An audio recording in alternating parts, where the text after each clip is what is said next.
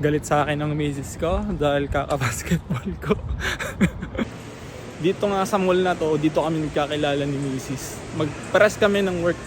Sa Zara kami. Galit sa kanya pero naikipag-chismisan. Ha? What's up, vlog? Pwede ba yun? Naglalandian sa trabaho. Ay, kiss. Kaya naman, di na nagtatrabaho. Nakatayo lang lagi. Oh? Lagi po. How are you, bro? Good, bro. Not allowed. Allowed?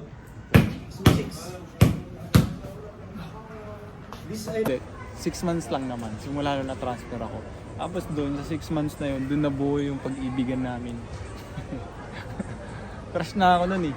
Crush ako ni Mrs. nun eh. Kasi hindi niya pa sinasabi sa akin. Tapos sa iba ko pa nalaman. Sawa ko. Say hi to the vlog. Medyo galit pa din siya. Pero kakain kami baka pagkain